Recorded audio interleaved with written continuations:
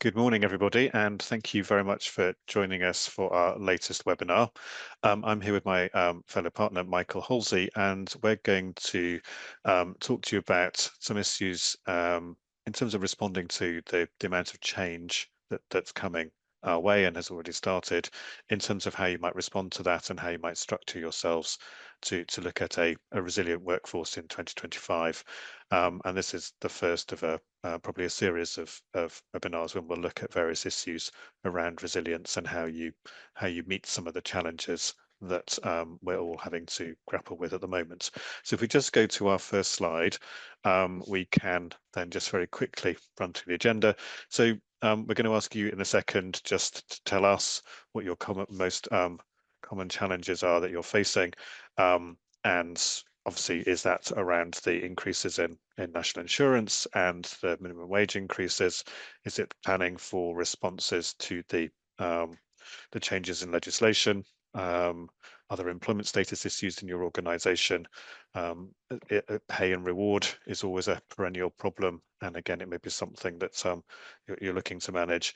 And again, retaining and attracting talent. So we'll do a short poll in a second just to get your feedback and give us a bit of context as we're talking to you. We're then going to go through some of the areas where we think you can try and build in some flex and some resilience into your workforce, and into the contractual arrangements that support that. So we're going to look at salary sacrifice schemes and the extent to which that may help in managing some of the costs and some of the national insurance changes that are coming. And then also whether they've got flexibility in your pay structures. We've got a diverse audience today, so not everything will apply to all areas, but we want to throw some ideas out there as to the types of things that you might consider in relation to both how you structure pay, but also how you look at employment status and how you engage with those providing services to you. And then that takes us through to whether there are any further tweaks you can make or planning you can do to give you additional flexibility in the workforce.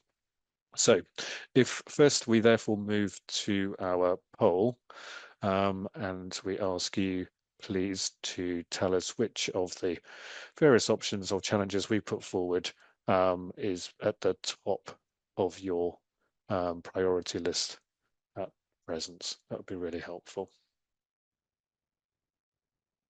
And just give you a minute or so to read through the options and then make your choice, and then we'll look at the poll results and we can see. So is it around managing increased employer costs? Is it around looking at workforce flexibility? Are you worrying about employment status risks in your organization in terms of where people may have deemed employment or otherwise? Do you have pay structure challenges? How do you remain competitive in a challenging economic climate? We have lots of technology changes coming our way as well as processes are enhanced with AI. Or is your top priority really looking at retention and attraction of talent? If you've had a chance to vote, it'd be really helpful to then get a sense of that. And obviously, we'll talk about some of those challenges today, but also it'll inform us as to future webinars and looking at some of these topics in a bit more detail. So Tamar, how's the poll going? Oh, there we go. An interesting mix. Perhaps not surprisingly, the one that edges just in front of all the others is managing the increased employer costs through the national insurance changes, minimum wage changes that we know are coming in April of this year. Second to that is retention and attraction of talent. The war for talent continues in terms of retaining people and having an attractive both workplace and compensation package. And I think we will come back to that in a future webinar. Pay structures remaining competitive, absolutely, and probably aligned partly with your talent attraction, flexibility in the workforce, and then employment status. And I think probably flexibility and status sit together, and we're going to touch on some of those today. So we're going to start therefore with Michael looking at salary sacrifice, which I think will probably just give you a sense of how you might manage some of the national insurance risk in relation to the changes there. Michael, over to you. Thanks, Gareth. Yeah, so as Gareth said, I'm going to have a quick look at salary sacrifice schemes this morning. And as Gareth mentioned, following the increases in the national insurance contributions in the October budget, there's been a sort of renewed interest in salary sacrifice schemes. The schemes work by allowing employees to give up a portion of their salary in exchange for non-cash benefits, reducing the amount of national insurance contributions both they pay and, crucially, that you as the employer have to pay. So a key element of the scheme is that there is a contractual adjustment to reflect the employee's lower salary in return for the benefit. And this contractual adjustment needs to be recorded in writing. As I've said, one of the key positives for the employer is reducing national insurance contributions at a time when those costs have risen. I think it's also fair to say that offering salary sacrifice options will support employee well-being and retention as well. So the schemes are dependent on government support. So I suppose this is a little bit of a health warning. So there's always a risk that policies might change. There always will be. However, I think at the moment, the core schemes appear to be pretty secure. There was speculation following the October budget that the government would seek to limit access to the schemes or the scope of the schemes, but that certainly hasn't happened so far. So the benefits that attract tax and national insurance advantages are a bit more limited than they used to be a few years ago. And the key ones are employer contributions to pension schemes and retirement benefits under other types of scheme, pension advice, employer-supported childcare, which closed to new entrants in 2018. So that's more of a legacy one. Cycle to work schemes, ultra low emission cars, which I'll talk about a bit more detail, and workplace parking schemes. So you can operate salary sacrifice schemes for other types of non-cash benefits, but they're unlikely to have the same tax advantages for you as the employer in terms of reducing national insurance contributions. So looking at electric vehicles, or we should probably say ultra low emission vehicles more properly, because that's the nature of the scheme. But there's been quite a lot of growth in relation to salary sacrifice schemes in this area.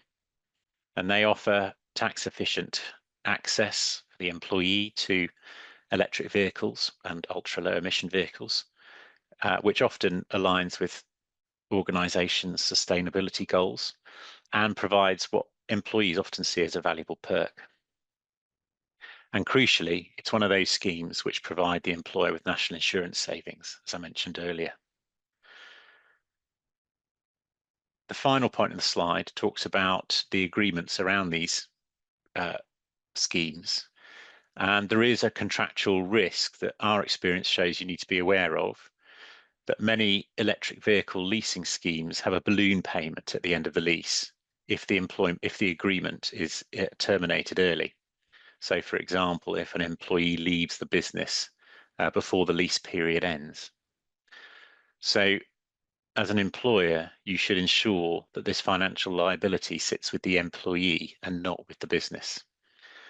The salary sacrifice agreement and lease terms need to be clearly drafted to make it explicit that the employee is responsible for early termination charges.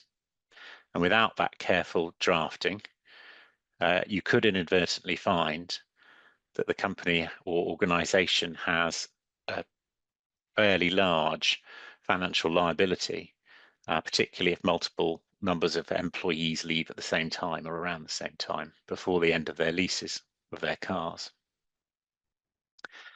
So if you are going to offer electric vehicles, ultra-low emission vehicles under a scheme, you should consider, you might consider limiting the number of cars that individual employees can have, for example. So that might limit these financial risks in case that one employee leaves. But I think more importantly is to ensure that when you get the agreement from the supplier, for example, Octopus Energy is a one which is commonly used.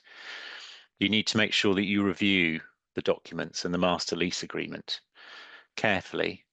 There's often the lease agreement, there's often a sort of handbook that goes with it, which has contractual force. In order to ensure that as an organisation you're adequately protected in the event that employees leave their employment before the lease arrangement ends. And a quick plug, but within the employment team here at VWE, we do have experience of reviewing these agreements and providing advice.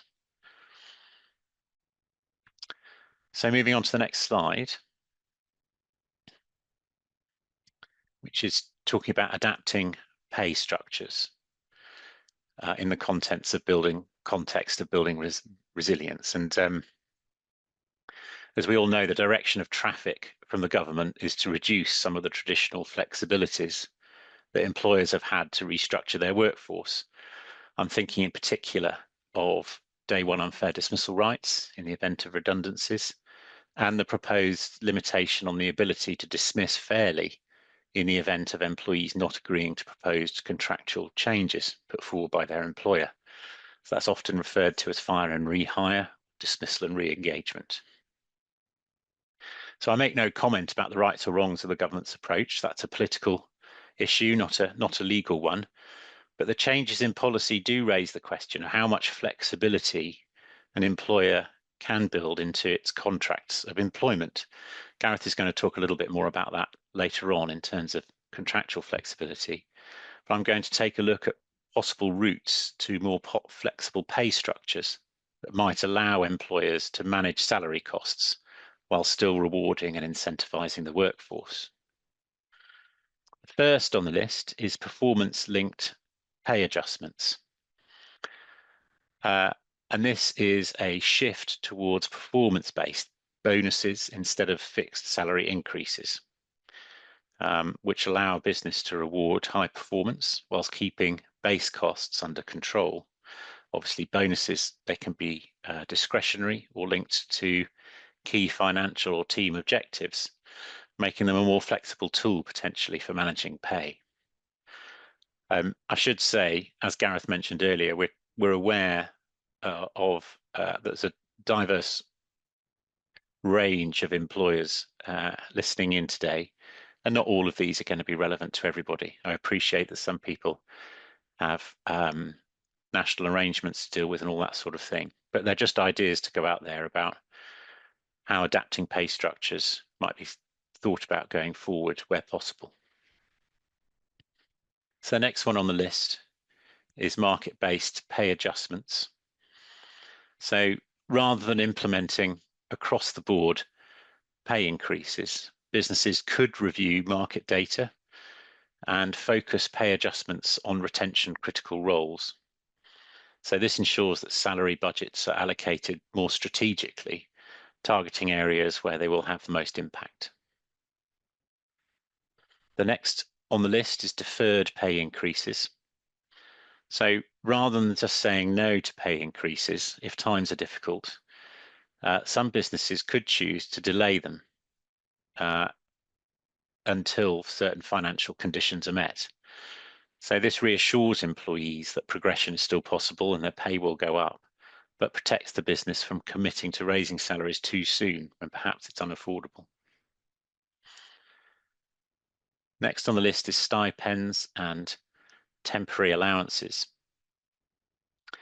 So rather than committing to permanent pay increases, employers can offer temporary stipends or one-off allowances to recognise performance or extra duties and maintaining some flexibility around their cost structures. I think a lot of you will already be familiar with this type of thing in acting up arrangements, but it might be worth looking at that more widely in terms of adapting pay structures going forward. The next point is temporary pay cuts. Now, in difficult times, some businesses may need to consider temporary pay reductions to help stabilise cash flow.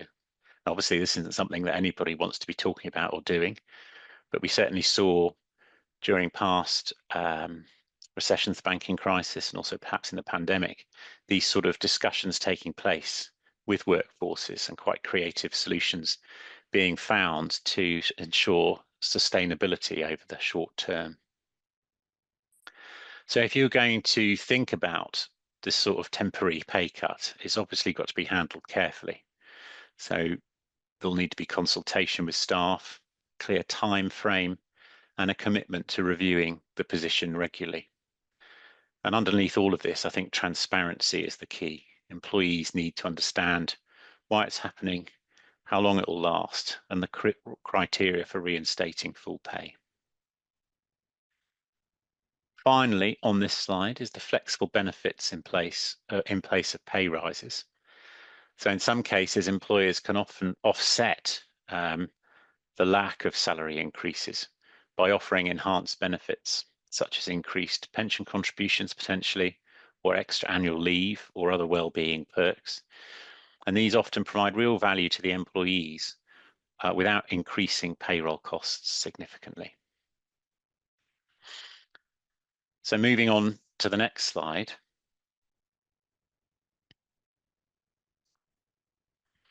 Which is managing risks when adapting pay structures. So whilst adapting pay structures can be a smart way to manage financial pressures, there are obviously legal and practical risks that you need to consider in advance of implementation. And this slide highlights some of the key areas. So the first on the slide is equal pay and discrimination risks. Employers must ensure that any changes to pay don't unfairly impact certain groups of employees, so to raise equality issues. So, for example, if a bonus is paid to full-time employees but not part-time employees, this could result in indirect sex discrimination because part-time employees, in most cases, are disproportionately women as compared to men. Similarly, pay reductions that disproportionately affect older workers or those returning from parental leave may give rise to discrimination claims. The next point is breach of contract, and this is one of the biggest legal risks where an employer is seeking to change or adapt the way people are paid or the amount they're paid. So if an employer reduces pay or changes its pay structures without agreement, this may well amount to a fundamental breach of contract, potentially giving rise to constructive unfair dismissal claims. Consultation and agreement with employees is essential to avoid challenges wherever possible. Next is the unlawful deduction of wages. So under the Employment Rights Act, any unauthorized deduction of wages can be unlawful. And that an unlawful deduction would be not paying to somebody what is properly payable to them under their contract of employment. To avoid claims, employers must ensure that pay changes are either contractual, agreed upon, or fall within clear policy guidelines. The next point is employee relations and retention. So even where changes are legally sound, they can still impact employee morale and retention. If employees perceive pay adjustments as unfair or unclear, it may lead to disengagement or higher employee turnover. So the communication is key, and I think everyone will understand that. If possible, provide clear, transparent explanations for why changes are being made and when they'll be reviewed. The final point on this slide is in relation to redundancy and consultation obligations. And this is really a reminder that where changes are implemented through contractual change, which impact 20 or more employees, collective consultation obligations might be triggered. So you'll remember that Section 188 of the Trade Union and Labour Relations Act states that statutory consultation will be triggered where an employer is proposing to dismiss as redundant 20 or more employees at one establishment within 90 days, and that there is a wide definition of redundancy within that clause, which includes dismissal as a result of proposed contractual changes. It's really important to be aware of that risk and assess it before going down any potential changes consultation around change to contracts of employment. So even if there are smaller groups involved, engaging employees early and explaining the rationale for any proposed changes or adaptations can help maintain trust and confidence in any event. So I'm now going to hand you back to Gareth, who's going to talk a bit more about employment status. Thanks, Michael. So if we just move on to the next slide, we've pulled some thoughts together on employment status, and really here, obviously recognizing some of the challenges that all employers are facing. It's whether you can leverage the different types of employment arrangements that you could enter into, and whether there are obviously steps to take into account and some pitfalls in terms of the practical steps. So in terms of trying to leverage that flexibility, obviously here we're looking at, and again, it may well depend on your sector and the arrangements you have in place more widely, but obviously there's a consideration of whether the mix of employees, the extent to which you engage workers who have some rights but limited rights, or whether you also engage some self-employed contractors. Obviously, the wider thing again is if you want some cost certainty, you might consider outsourcing, but we've chosen not to go into outsourcing in any detail today on the basis that probably would form another webinar in terms of, again, looking for some resilience in terms of asking others to manage parts of your operation and in return for as much cost certainty as you can achieve. But at this stage, we're focusing on the areas where you would retain control. So in relation to therefore looking at leveraging self-employment and flexible arrangements, obviously self-employed contractors, it's an area of law in itself. Confusingly, for employment law, you can have 3 levels of status: self-employed, employed, and worker status. For tax purposes, you're either self-employed or employed. So there's a little bit of care needing to be taken when you are engaging someone on a self-employed basis.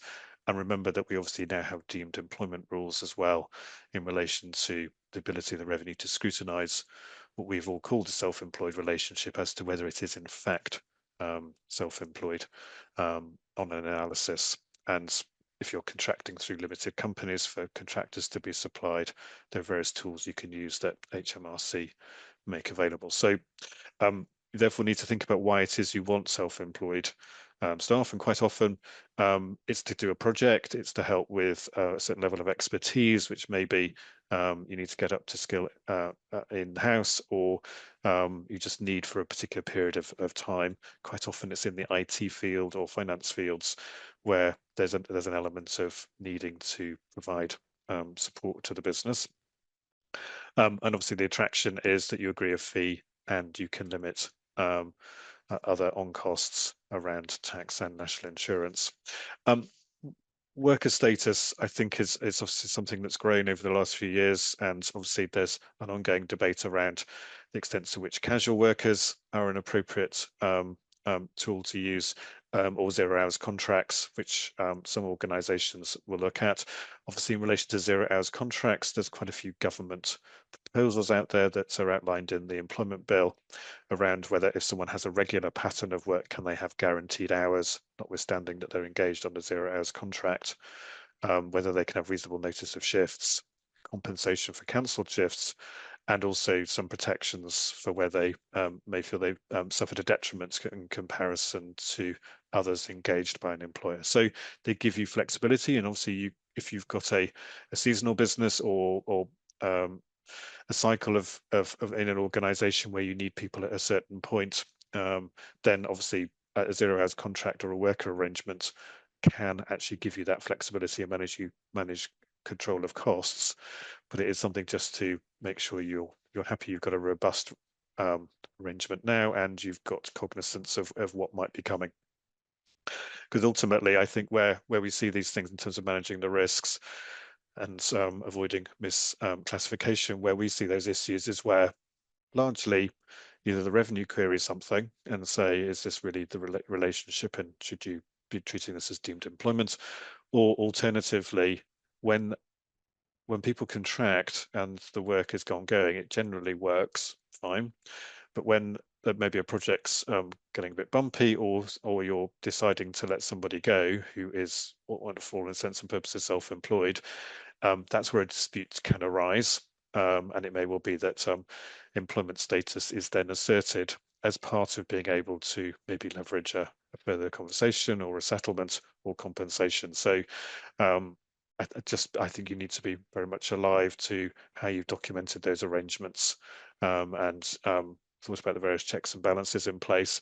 And also, talking to a couple of HR teams, it starts off well, but then obviously management of those people is devolved to line managers, to others in the organization who are maybe leading projects for you. And that's where, again, the nature of the relationship may change over time.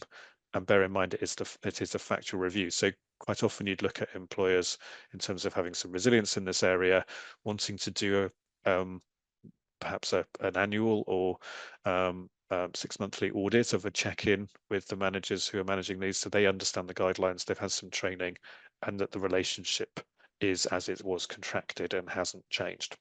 Otherwise, you can have a bit of a sleeping liability that may come to light at a later point.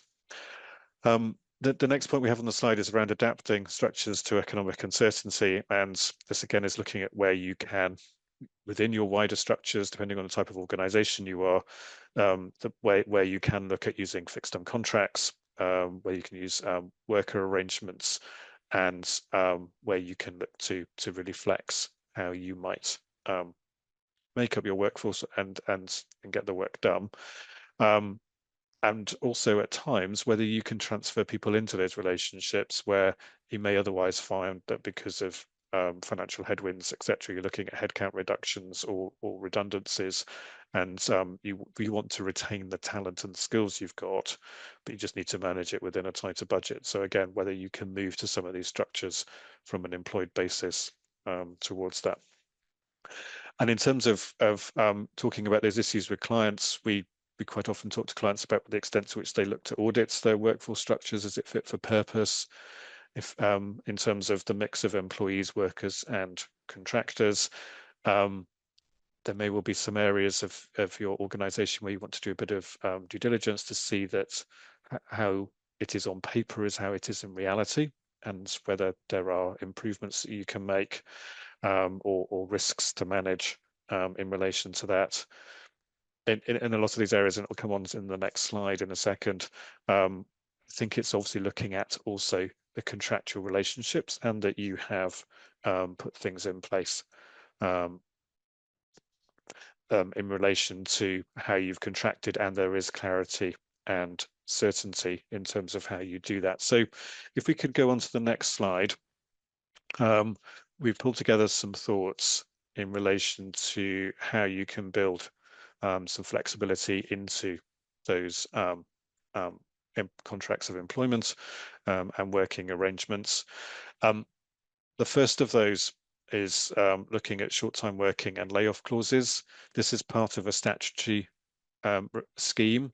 It has historically been used in relation to manufacturing or those types of roles where there might be piecework, or there may be an obligation to provide work and then obligation to do that work in a particular so I don't know, manufacturing or other types of areas. We are seeing some moves towards using it in professional services and potentially other areas where it was traditionally salaried. And if you are looking at whether you want to build in this flexibility, obviously there's a number of areas where it would need careful management, but it is a statutory scheme. And so there are various requirements to think through in terms of where, if you want to have the right to lay people off or to impose short-time working, you have the contractual right to do so. And that would involve looking at obviously the ability to flex in that way, but also the ability to give notice and to how you bring that into play. As I say, it's a statutory scheme. There are various bells and whistles, and if you're looking at it, I think you'd want to take some specific advice as to how that is, because again, if you have exercised the right to lay off, let's say you have people on a bench, and there are times when there isn't a project work for them, and therefore you want to rotate them off, if they are employees and they're not getting work on a regular basis, they ultimately could also look at whether they seek a redundancy payment from you. So again, it needs some careful management, and it may well be you take some of the principles of how you might achieve short-time working, or reductions in work on flexibility at certain times, without necessarily adopting the full statutory scheme. So that would obviously need to be thinking about categories of worker, and how you might be able to develop things. The next area we've looked at is where you might build some scope for contractual change.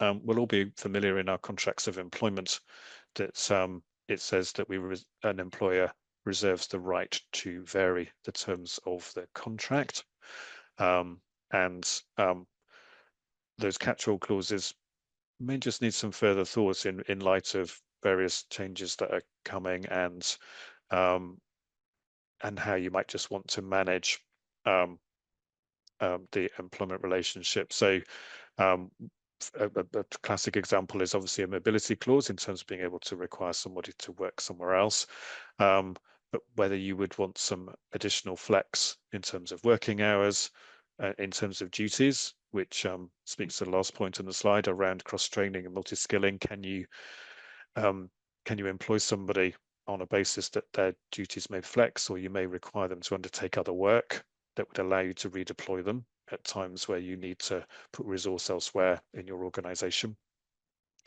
An interesting one that could be around, if you're trying to manage pay, you don't want to go down a short-term working route, but rather than providing for an annual annual pay review, but making it clear that that pay review, maybe within certain tolerances, could be reviewed down as well as up.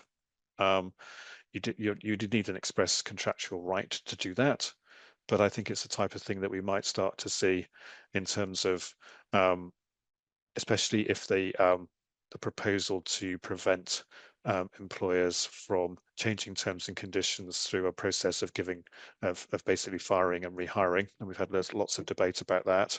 But if if the government does legislate to make that either very difficult or to make it unlawful, then in those circumstances, how would you vary terms and conditions where you need to, because you need to change a pay structure or a benefit structure?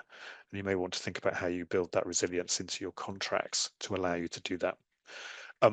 All of that contractual change obviously could be expressed, but you obviously have the implied terms in a contract as well about not undermining trust and confidence in the employment relationship, and not being unreasonable in terms of how you might impose change.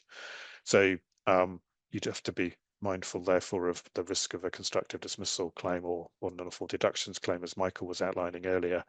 But it's an interesting concept as to how you may just want to start to build in additional flexibility into a contract. We touched on fixed term contracts previously, as part of maybe a solution, or using some form of temporary contracts. Obviously, fixed term contracts are a very useful way of trying to contain cost if you've got a specific budget or funding, or you want to look at a trial period. The issues we see about them is where it's not clear what the termination date is, and that it is genuinely a fixed term.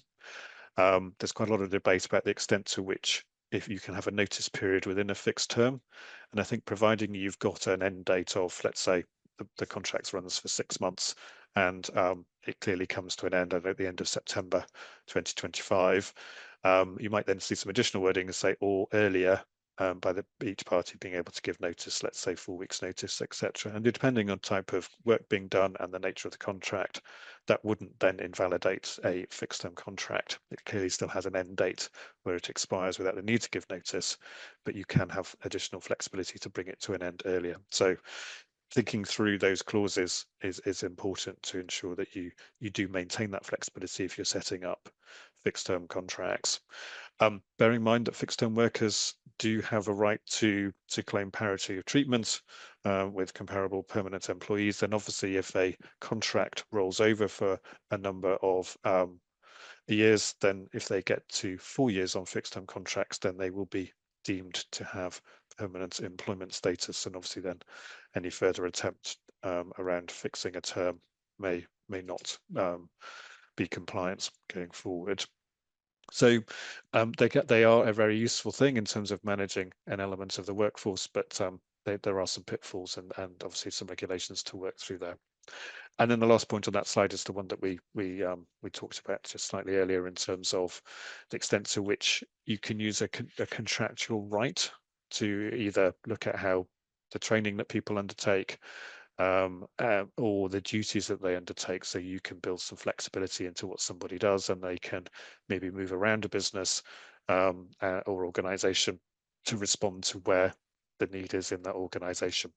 Obviously, if you've got a very rigid contract that says someone is employed to do X in a certain department, if you then try and change that, is that a reasonable change, or do you get into territory of people raising concerns about being moved in terms of their own skills and what they're seeking to do in their work? So an area again where you need to think carefully at the start of the relationship in terms of your contractual terms and how you might seek to manage things going forward.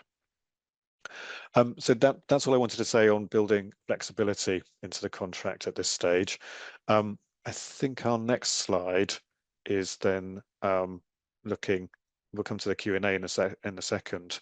But Tamar, are we doing Q&A first, or are we doing our poll? So we are doing quite a lot of work at the moment on the law of basically the duty to prevent sexual harassment that appears that came into force in October 2024.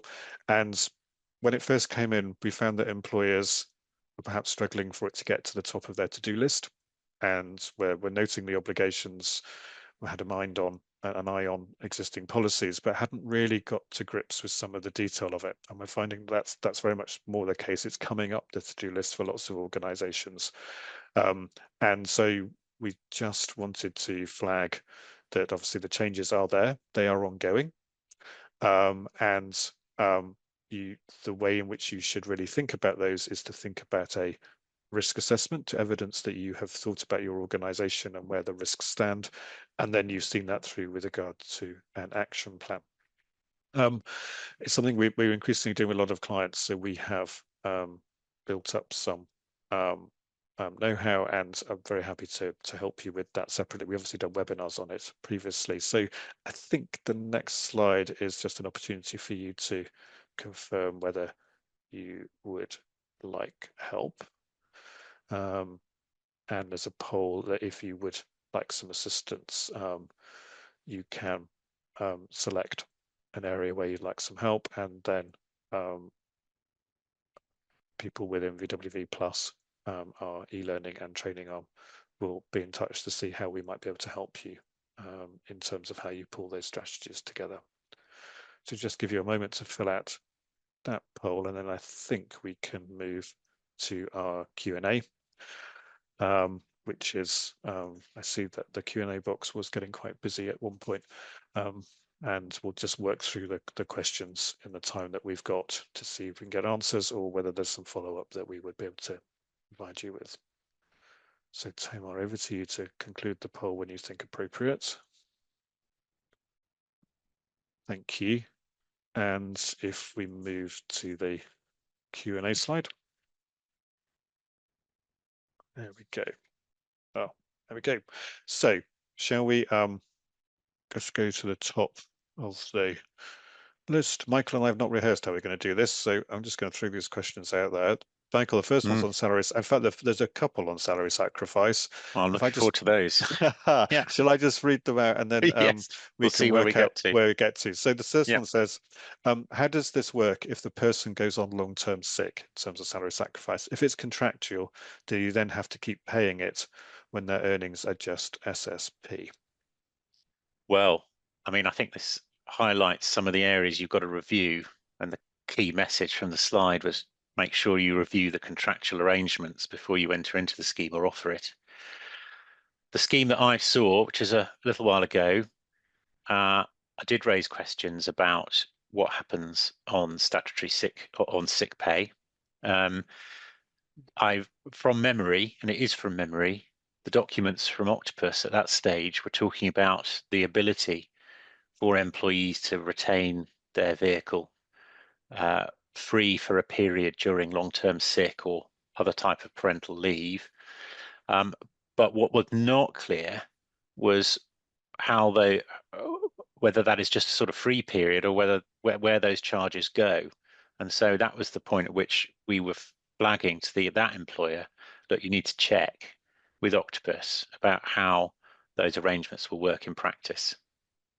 Whether you have to have some sort of deduction from salary later on from a free period during period of sickness, or whether those liabilities fall onto the employer during the sickness period. So it's highlighting one of those things which you need to read the lease agreements. And with Octopus, there was a contractual sort of handbook which interplayed with employment and the individual's employment, which needed to be reviewed and questions asked. And I think in some cases, Gareth, I think I'm right, aren't they, that Octopus and others have taken on amendments which have been made. Yes. And in other times, perhaps we've commented on things and we don't know what resolution has come out between the provider and our client. I think that's right. Obviously, Octopus are developing their scheme and they do update it from time to time as well. I imagine in light of feedback from employers, and again, as some of these issues play out, how they're dealt with. The next one is another salary sacrifice one, Michael. So it says we're a relatively small employer and introduced salary sacrifice for pensions last year, which is proving increasingly popular. However, when we looked at electric vehicles, we'd understood it would be effectively the company building a fleet of company cars. So all liabilities with the employer if the employee leaves, etc. Is that correct? I think this goes back to your point about reading the head lease in terms of what are the arrangements that you're entering into, and can you negotiate amendments to ensure that the liability if someone leaves follows the employee rather than the employer being stuck with the car and the cost. I think it's the same point. I suppose the practical step would be to ask to see a copy of the documents that they'd be sending to you, so you can have a review and take your own view about what it was, and then have a conversation with the provider about how far flexibility can go with that. Underlying it all, I can see that whilst you could offset liability in the documents, from the provider's perspective, the car provider's perspective, they need some sort of ability to recover. So there may be, liabilities on you as an employer, which you might be able to offset to recover from the employee, and you have to assess the risks of being able to recover that when an employee's employment has ended. Yeah. So I think obviously part of that might be individual arrangements with the employees as well as the Octopus or other providers. There's another very I don't know whether it's a quick one to answer, but so this is relating to nursery fees. It says, is an employer required to top up salary sacrifice for nursery fees when an employee is on maternity leave if the woman does not have enough enhanced maternity pay to cover the fees? I would not be able to answer that straightforwardly now, I don't think. I think I'd need to look into that.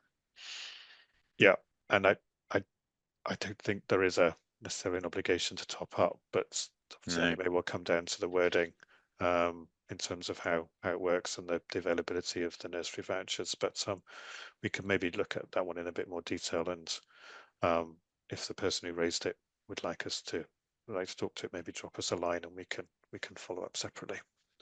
There's then just a note about EV schemes for those who are in schools. Someone's helpfully said they've looked at the schemes, but have been informed by government that they've been put on hold for schools at present. I'm not aware of the detail of that, but again, if we find any more detail from our colleagues who work in the school sector, we can maybe pass that on with the notes when we circulate them in due course.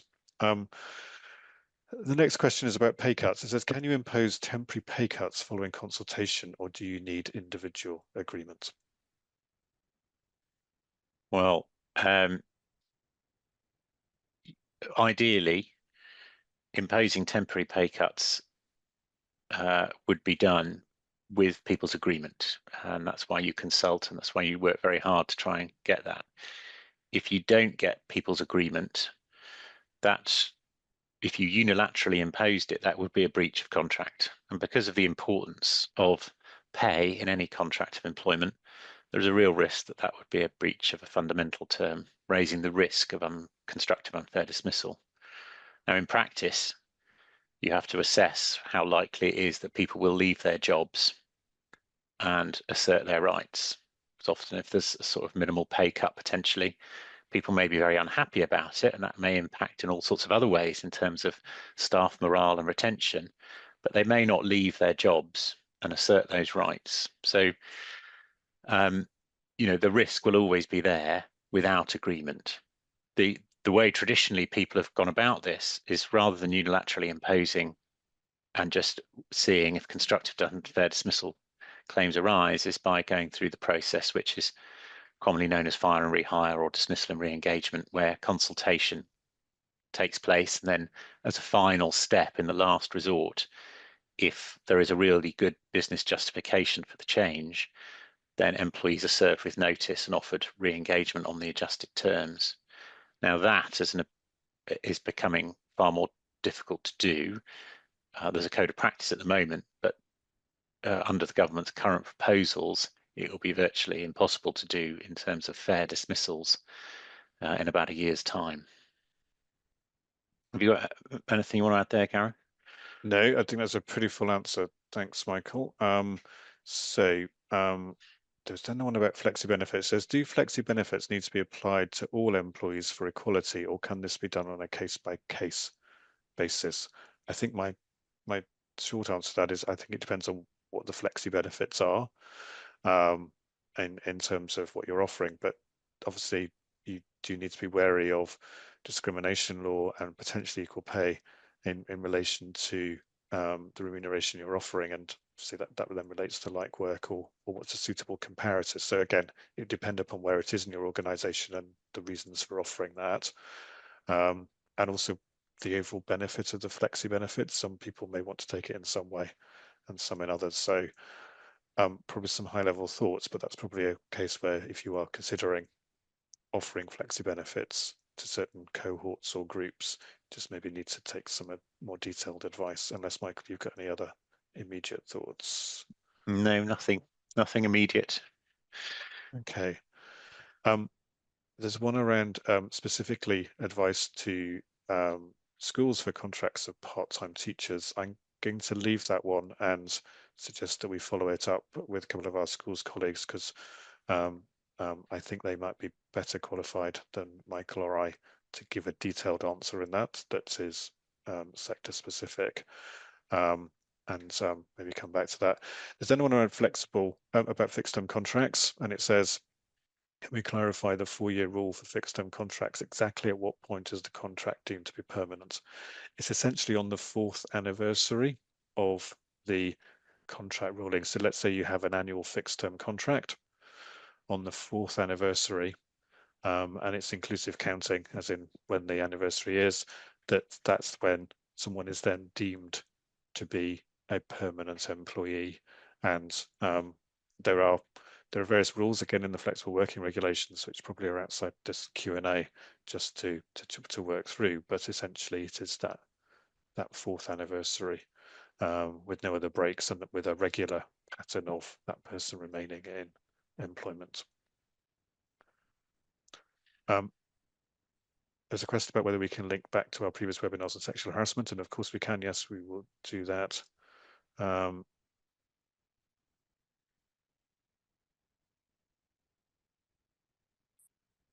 I think that brings us to an end to the Q&A.